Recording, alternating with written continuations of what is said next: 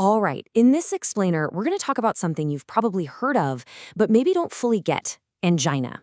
Let's clear up what it is and, more importantly, what it means for you. Before we go any further, this is the single most important message of the day. I'm going to read it directly. If you or someone close to you is experiencing sudden chest pain, call 000 immediately and ask for an ambulance. Seriously, that is the first and most critical step. It could save a life.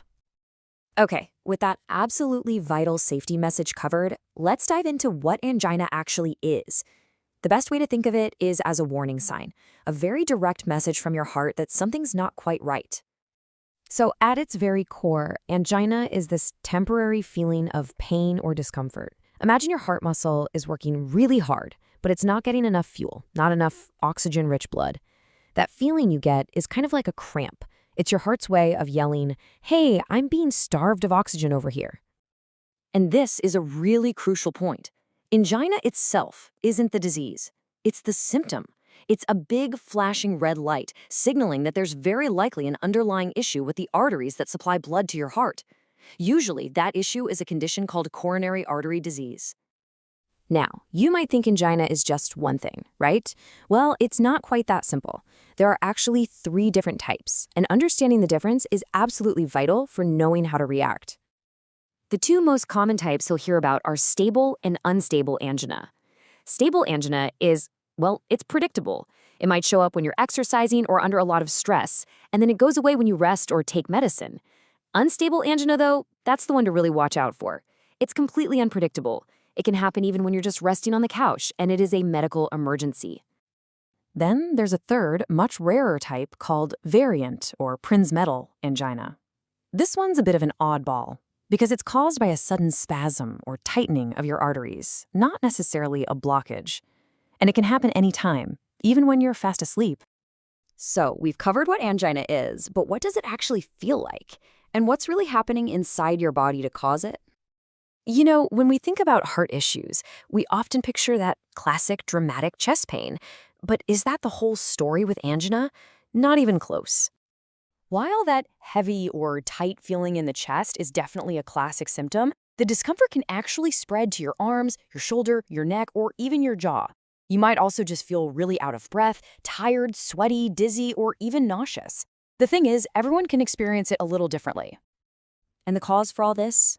Well, in most cases, it comes back to coronary artery disease. A simple way to picture it is to think of your arteries as pipes.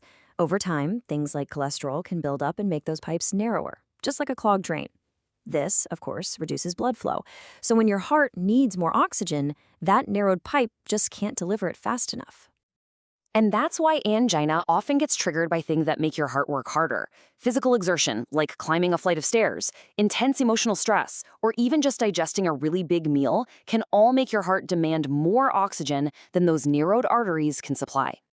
Okay, so we've covered the what and the why. Now let's get to the most important part: what you can actually do about it. This is your action plan. First things first, let's focus on those immediate moments. You feel the symptoms of an angina attack coming on. What is the exact protocol you should follow? This 4-step plan is crucial, so listen up. 1, stop everything you're doing, sit down and rest. 2, if things don't get better, take your prescribed medicine. 3, wait 5 minutes. If it's still not better, take a second dose and, this is key, tell someone what's going on. 4, if another 5 minutes pass with no relief, you call 000. No hesitation. Now, responding to an attack is your immediate defense, but the best strategy is a proactive one. Long-term management is the absolute key to living well with angina. And this is where you have so much control. Quitting smoking, eating a healthy diet, getting regular physical activity, with your doctor's okay, of course, and managing stress and blood pressure. These aren't just small tweaks. They're incredibly powerful tools for improving your heart's health. Of course, lifestyle changes work hand in hand with medical treatments. Your doctor might prescribe different medicines, things like statins or beta blockers. They might also suggest procedures like an angioplasty to physically open up your arteries, or a cardiac rehab program to help you get stronger safely. So, what does this all mean for the future? Let's talk about the big picture, about what it's like living with this condition. Let me just say what's on the screen, because it is so important. You can live a long and active life with angina, A diagnosis is not a sentence to a sedentary life.